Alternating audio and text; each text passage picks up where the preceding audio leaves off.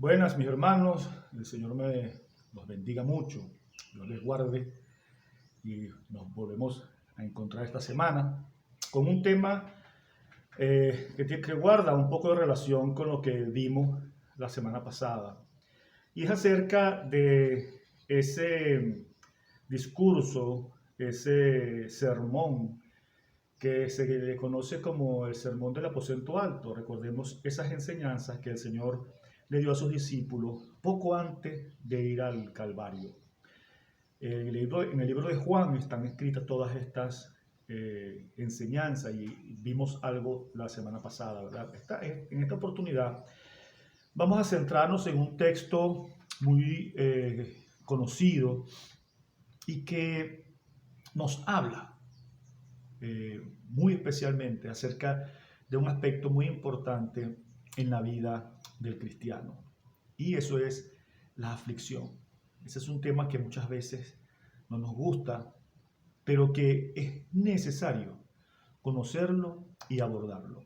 Y bien, este estudio de hoy comienza leyendo con ese versículo, ¿verdad? El Señor les dice a sus discípulos: estas cosas os he hablado para que en mí tengáis paz. En el mundo tendréis aflicción, pero confiad, yo he vencido al mundo. Este versículo es el último del capítulo 16, ¿verdad? Y recordemos que el 13, el 14 y el 15, y junto con el 17 componen, como dije antes, ese sermón del aposento alto. Bien, acá Jesús, recordemos que en este sermón su propósito es dejar instrucciones claras y precisas acerca de cómo serían los días por venir. Estaba a punto de ser crucificado, él tenía que subir al Padre luego de resucitar y los discípulos estarían solos. Pero no estarían solos, quizás quedaran solos físicamente, pero el Señor iba a mandar un consolador, un acompañante, alguien que iba a estar con ellos todo el tiempo. Y no solamente con ellos, sino con nosotros. Y está hoy con nosotros en nuestros corazones. Es el Espíritu Santo del Señor. Vemos que esta sociedad en la que vivimos, y yo creo que también ha sido la historia de la sociedad en general, siempre ha buscado hacer las cosas, y más aún en esta época, hacer las cosas sin ningún esfuerzo. Es el signo pues, de esta sociedad, del modernismo de la sociedad, hacer todas las cosas automáticas, instantáneas, todo rápido, todo fácil, todo sin ningún costo. Las agencias de viajes se desviven por ofrecer paseos donde vas a estar cómodo, tranquilo, y colocan en las fotografías unos paisajes idílicos. En ningún momento te cuentan los pormenores de lo que significa andar trasteando con una maleta, el aeropuerto, aquello, el transporte. Eso no te lo ponen ahí, sino eso. ¿Por qué? Porque la sociedad busca eso, esa tranquilidad, estar pacífico, como si nada les afecte. Buscando eso, la sociedad entonces ofrece diferentes caminos. Y vemos aquí entonces una contraposición bien fuerte con lo que el Señor entonces está enseñando. Ahora, porque el versículo este comienza con una frase muy interesante antes de llegar a ese punto. Y veamos lo siguiente. Como venimos destacando, ¿verdad? La sociedad busca eso, esa solaz, esa paz, esa tranquilidad. Pero el Señor aquí les está advirtiendo a sus discípulos y a nosotros que vamos a tener aflicción. Ahora, antes de decirle esta aseveración, el Señor dice esto, que es el punto del primer punto pues, que estamos enfocando nosotros acá, que es: estas cosas os he hablado. ¿De qué cosas estaba hablando el Señor? Así comienza el versículo. Estas cosas te he hablado para que en mí tengáis paz. O sea, Él estaba garantizándole que ellos tendrían paz en Él por las palabras que Él les había dado. Ahora bien, ¿de qué palabras está hablando el Señor acá? Podemos ver que durante todos esos capítulos anteriores, porque recordemos que esto comienza en el 13, cuando Él le lava los pies a sus discípulos, y luego comienza entonces a enseñarle a través del capítulo 14, 15, 16, 17, todas estas instrucciones. Ahora, ¿qué dijo el Señor antes de decir, de pronunciar estas palabras de este último versículo? Podemos ver que durante todo el trayecto de esa conversación, de ese sermón en ese aposento alto, salieron a relucir muchas expresiones negativas y expresiones positivas, o mejor dicho, expresiones que mostraban un mensaje negativo y expresiones que mostraban un mensaje positivo. Por ejemplo, podemos ver como mensajes negativos o como expresiones negativas, expresiones como: si el mundo os aborrece, sabed que a mí me ha aborrecido antes que a vosotros. Por eso el mundo os aborrece. También a vosotros os perseguirán, os expulsarán de las sinagogas, y aún viene la hora que cuando cualquiera que os mate pensará que rinde servicio a Dios. Imagínense esto. Tristeza ha llenado vuestro corazón. De cierto os digo que vosotros lloraréis y lamentaréis. También vosotros ahora tenéis tristeza. Pero así como hay expresiones en todo este sermón como esta, también hay expresiones como las siguientes: no se turbe vuestro corazón, para que donde yo estoy, vosotros también estéis. Todo lo que pidierais al Padre en mi nombre lo haré. No os dejaré, no tengan miedo, no os dejaré huérfanos, vendré por vosotros. La paz os dejo, mi paz os doy. No se turbe vuestro corazón. Se gozará vuestro corazón y nadie os quitará ese gozo. Ustedes son mis amigos. Vuestra tristeza se convertirá en gozo. Imagínense, todas estas expresiones son a las que Jesús se está refiriendo cuando Él les dice: os he hablado estas cosas para que en mí tengáis paz, para que en Él tengamos paz. Ahora, vemos que el Señor hace ese énfasis allí especial: para que en mí tengáis paz. Ellos no iban a tener paz en los logros que ellos tuvieran. Ellos no iban a tener paz en la ausencia de conflictos. Ellos no iban a tener paz teniendo todo lo que desearan. No. El Señor es claro y les dice: para que en mí tengáis paz. Jehová es mi pastor, nada me faltará.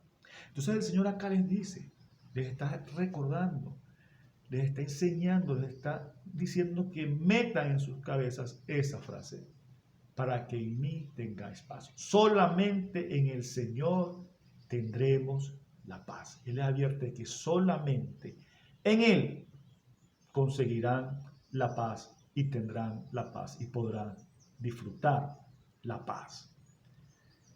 Entonces ahí viene con la frase que muchas veces, o sea, que es difícil para nosotros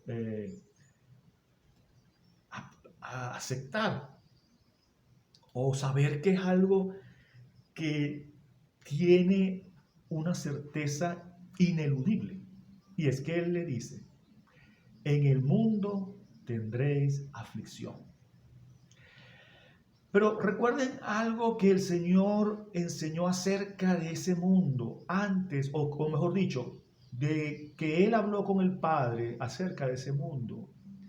Él le decía al Padre en oración que los cuidara del mundo, porque ellos no eran del mundo. Tenían que estar en el mundo. Era imposible sacarlos de allí, a menos que cuando partieran para con el Señor. Igual nosotros vivimos en un mundo. Nosotros no somos del mundo. Los valores del mundo nosotros no los practicamos. Pero estamos viviendo en un mundo. La única manera que nosotros no estemos en este mundo es cuando partamos con el Señor o cuando Él venga a buscarnos, ¿verdad? Entonces vemos que Él les dice: miren, en el mundo ustedes van a tener aflicción. Mientras ustedes vivan acá, van a tener aflicción. Van a pasar por problemas. Y esta es una palabra que por sí sola causa preocupación, no es agradable oírla, ¿verdad? Y mucho menos, no es grato que se nos asegure que vamos a tener esta aflicción, porque este es el caso que plantea este pasaje. Cuando Jesús les dice a sus discípulos, nos dice a nosotros que vamos a tener aflicción, no nos está exonerando, no está diciendo, algunos de ustedes tendrán aflicción, quizás pasen por aflicción. No, el Señor está diciendo, en el mundo tendréis aflicción. O sea, eso va. Ahora, fíjense que el Señor se preocupa por esa misma situación y sabiendo que es ineludible que pasemos por allí, Él ora al Padre por nosotros, por cada uno de nosotros, por usted y por mí.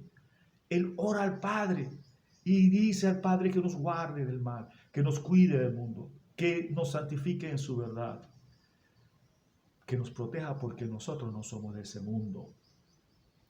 Ahora, un Dios bueno, ¿por qué entonces permite que nosotros pasemos por aflicciones? Precisamente por su amor. ¿Y por qué por su amor? Recuerden, la disciplina es parte de la formación que tiene que tener el hombre. Padre que ama al hijo, ¿qué hace? Lo disciplina. No quiere decir ese pasaje nada más que es castigarlo, no. Lo disciplina, o sea, lo somete a una disciplina. Lo somete a un entrenamiento. El padre que ama al hijo lo forma. La disciplina es formación. Y el Padre, el Señor, hacia nosotros, con ese amor, nos da entonces una disciplina. Nos forma. Y parte de esa formación viene a través de la aflicción necesariamente. Vemos en Hechos 14:22 que dice, los discípulos hablando a los hermanos, le decían, confirmando los ánimos de los discípulos, exhortándoles a que permaneciesen en la fe y diciéndoles, es necesario que a través de muchas tribulaciones entremos en el reino de Dios. Salmo 119:75. Conozco, oh Jehová, que tus juicios son justos y que conforme a tu fidelidad me afligiste. Si Dios es fiel, Él va a afligirnos. Increíble, ¿verdad?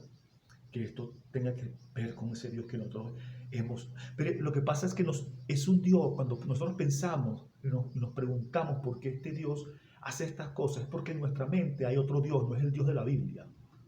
En nuestra mente tenemos un Dios que es todo paz, que es todo tranquilidad, que es algo que Él nos promete una vida viviendo en las nubes, en ambientes agradables, en ambientes que son irresistibles por lo chévere, por lo agradable, por lo pacífico. Y resulta que la palabra de Dios, el Dios en quien creemos, y que esta es su palabra, nos dice que Él nos va a afligir por su fidelidad, que Él nos va a disciplinar, que las situaciones difíciles en nuestra vida es para formarnos, para templarnos, como dijo Job. Y después que pase todo esto, yo sé que saldré aprobado como el oro. Job estaba consciente de que todo lo que estaba pasando allí era para su formación y su bien. Y fíjense cómo lo dicen aquí los discípulos. Es necesario que a través de estas muchas tribulaciones entremos al reino de Dios. Entonces vemos que este concepto que el Señor les enseña aquí a los discípulos, de que vamos a pasar por situaciones complicadas y difíciles, son necesarias para que nosotros aprendamos.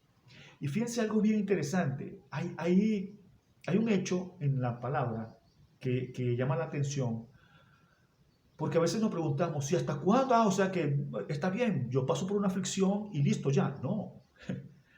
En la vida cristiana, esta materia tiene varios niveles. Vamos a ver aflicción 1, como en la universidad, como en las clases, ¿verdad? Aflicción 1. Pasé la materia, chévere. Ahora viene aflicción 2. Pasé la materia, exhibida, aflicción 2. Viene aflicción 3, hermano. Y fíjense, nosotros debemos aprender. ¿Por qué? Porque esto se trata es de una disciplina que te va llevando de gloria en gloria, de triunfo en triunfo. ¿Ok? ¿Qué pasó con los discípulos cuando estuvieron en la primera experiencia de la tormenta en el mar? Ellos no reconocieron al Señor. Ellos se preguntaron al final, después que el Señor calma la tempestad, oye, ¿quién es este? Que aún los vientos y los mares le obedecen. Ellos no vieron allí a Jesús. No vieron su gloria, no entendieron quién era Él. Hizo falta entonces una segunda tempestad para que el Señor calmara, y después que el Señor vuelve a calmar esos vientos, ahí sí ellos dicen, verdaderamente, este es el Hijo de Dios. Ahí no tenían duda. Aprendieron la lección en su segunda oportunidad. Iremos aprendiendo lecciones. Y una cosa, hermanos, cuando yo hablo de aflicciones, no necesariamente son tragedias, son situaciones de muerte, problemas, situaciones que van a exigir de nosotros disciplina, amor, dominio propio, bondad, fe, mansedumbre, templanza. Son situaciones en que nos vamos a ver exigidos en la fe. Y como les digo, no necesariamente tiene que ser, estoy siendo afligido por una enfermedad. No, puedes estar siendo afligido por una tentación muy fuerte. Por una tentación que se te está presentando, una oportunidad de ponerte en cosas que no debes, mirando cosas que no debes. Vamos a ser disciplinados. Vamos a ser disciplinados por esta situación. Entonces, allí viene, ¿ok? Y continúa este proceso. Y fíjense ahora lo tremendo. El Señor les dice, confíen, tranquilos, no se preocupen. ¿Por qué? Porque yo he vencido al mundo. El Señor está allí enseñándoles o dejándoles en claro que ese mundo del cual él estaba hablando y del cual él les advertía en el que iban a tener aflicciones, él ya lo había vencido. Ahora, ¿qué es vencer al mundo? ¿Qué dice el Señor cuando él está diciendo que ha vencido el mundo? ¿Qué quiere decir? Bien, vamos primero a ver qué es el mundo. Luego, cuando nosotros oímos la palabra mundo, bueno, se nos viene un globo terráqueo, se nos viene un mapa mundi, se nos viene la gente, se nos viene la situación, se nos vienen muchas cosas. ¿Ok? Según la palabra y según el concepto, vamos a decir, la sección con la que el Señor estaba manejando la palabra aquí de mundo, tiene que ver con las cosas que nos ofrece esta sociedad. ¿Y por qué yo digo eso? Fíjese, cuando vamos a la palabra, vemos que esa es la sección con que se maneja esta palabra. Vemos en Juan que él habla acerca de las cosas del mundo. Y fíjense lo tremendo. El mundo es tres cosas: los deseos de la carne, los deseos de los ojos y la vanagloria de la vida. Eso lo explica Juan. Primera de Juan 2:16. Porque todo lo que hay en el mundo, los deseos de la carne, los deseos de los ojos y la vanagloria de la vida, no provienen del Padre, sino ¿de qué? Del mundo. Entonces, el mundo está constituido por esto. Y estos son sus valores, ¿verdad? Esta es una sociedad en la que vivimos que esos estándares y valores, ¿verdad?, influyen en la conducta del hombre.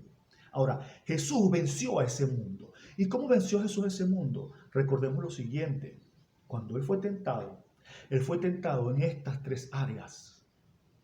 En estas tres áreas fue que Satanás tentó a Jesús.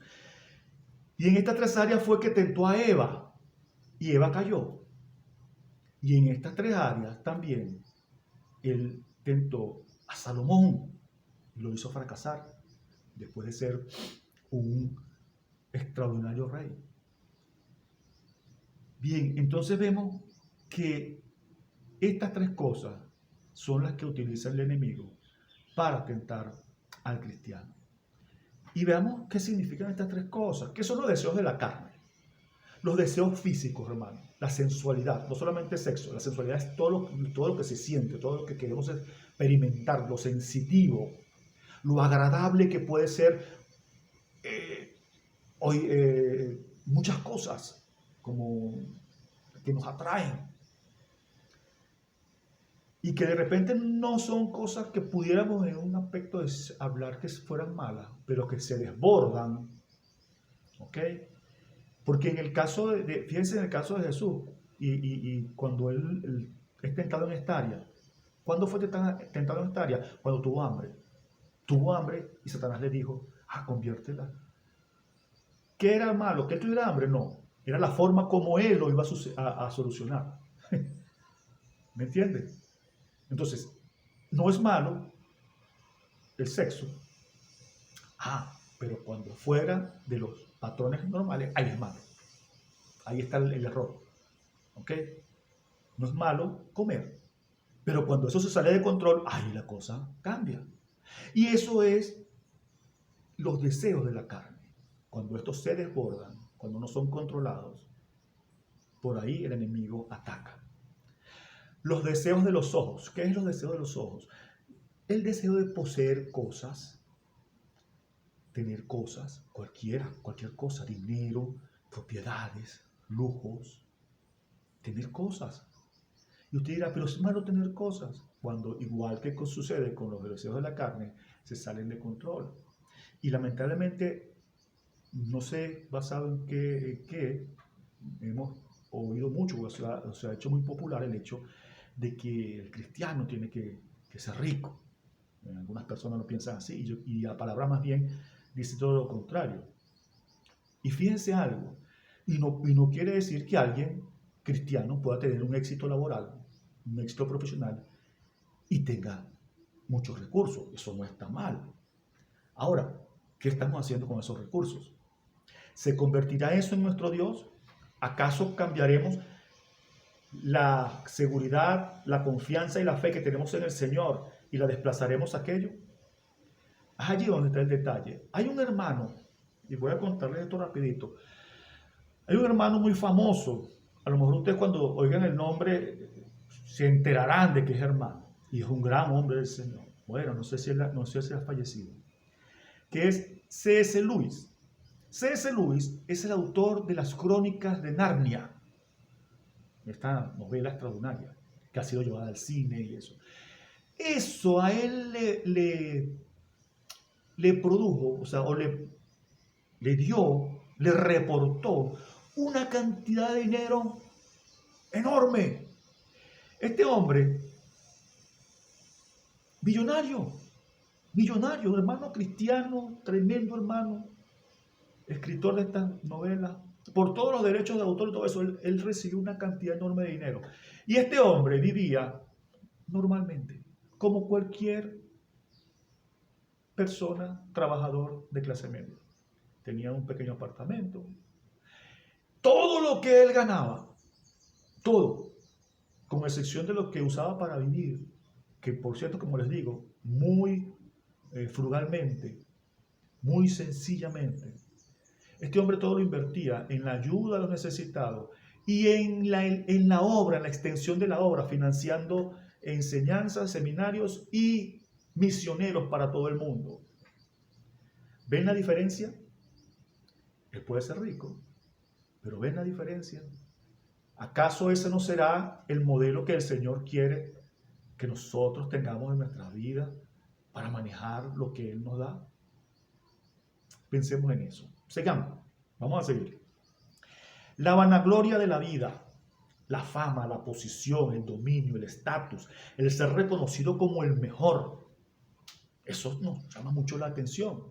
Y en esa área también Satanás tentó a Jesús, y ya lo vamos a ver. 1 Corintios 1:31 dice, para que como está escrito, el que se gloríe, gloríese en el Señor. Hermanos, si nosotros tenemos que buscar una gloria, un reconocimiento, un estatus en el Señor, mas alábese en esto el que se hubiera de alabar, dice la palabra. en entenderme y conocerme que yo soy Jehová, que hago misericordia, juicio y justicia en la tierra, porque estas cosas quiero, dice Jehová. Si tú quieres otra cosa, busca la gloria, el reconocimiento para ti. Hermano, es triste ver ahora una serie de personas atrás de un reconocimiento, atrás de un like, atrás de la fama por las redes sociales. Hermanos cristianos que se dicen alabadores del Señor, ¿sí? Salmistas, hermanos deseando un Grammy. O sea, deseando el reconocimiento de la gente y no leen la palabra que dice, y lo voy a leer de nuevo, mas alábese en esto el que se hubiere de alabar, en entenderme y conocerme, que yo soy Jehová, que hago misericordia, juicio y justicia en la tierra, porque estas cosas quiero, dice Jehová. Toda nuestra vida, todas nuestras acciones, todo nuestro proceder debe estar dirigido a la gloria del Señor, a exaltar al Señor, más nada. Cualquier otro reconocimiento, como decía Pablo, todo lo tengo como pérdida. Todo como que si no valiera nada. Entonces, en estas tres conductas fue que el enemigo tentó al Señor. Pero ¿cómo respondió el Señor? Con la espada del Espíritu. ¿Cuál es la espada del Espíritu? La palabra del Señor. Fíjese que él de una vez, viendo que Jesús tenía hambre, porque recordemos que Jesús era un hombre que sentía hambre, y teniendo ese tiempo de ayuno, siente hambre, y entonces Satanás lo tienta y le dice, tú puedes convertir las piedras en pan. ¿Y acaso no era eso posible? Claro que sí. Pero entonces el Señor de una vez, con la misma palabra, le responde inmediatamente. ¿Qué tocó el Señor, qué tocó el enemigo allí? Los deseos de la carne. Jesús en su carne tuvo deseos de comer. Y entonces él, inmediatamente, el Señor le responde a él. No solo de pan vivirá el hombre.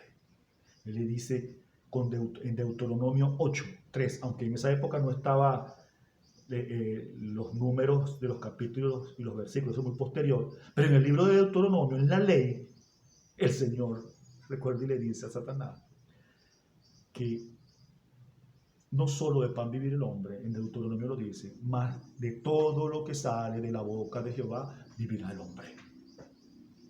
El enemigo no se queda tranquilo, entonces incluso intenta utilizar la palabra para tentar al Señor. Y le dice que se lance, lánzate. Pues los ángeles van a venir. ¿Y acaso no era verdad eso? Eso lo dice el Salmo 91. Pero el Señor le responde con Deuteronomio de nuevo y le dice, no tentarás a Jehová, vuestro Dios.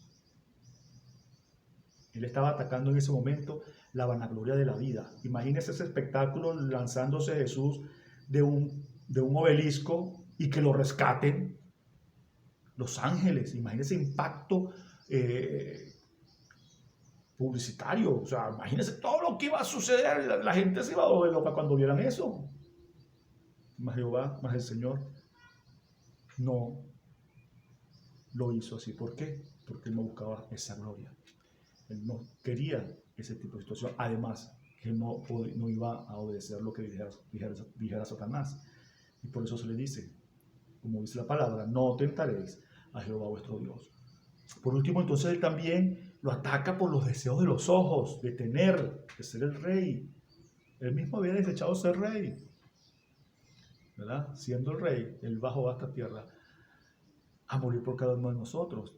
Y entonces ahí el enemigo lo tienta y también el Señor vuelve a responderle con la palabra, a Jehová tu Dios temerás y a él solo servirás. Vemos lo importante y lo interesante aquí, de que a cada tentación el Señor respondió con la palabra del Señor, con su palabra. Ese punto fundamental. Entonces, recordemos que él comenzó diciéndoles a ellos que iban a tener aflicciones, pero que confiaran porque él había vencido el mundo. Él les demuestra, he vencido el mundo. ¿Ok? Entonces, pueden confiar en mí.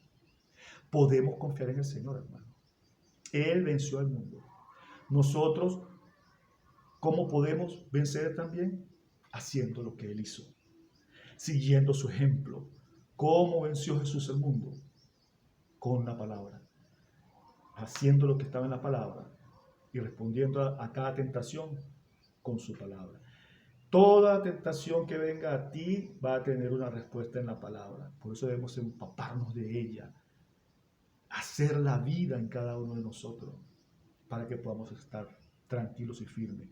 Él venció al mundo y en esa obra de vencer al mundo nosotros podemos estar confiados plenamente. Van a venir las pruebas, van a venir las aflicciones, Él mismo nos los dijo.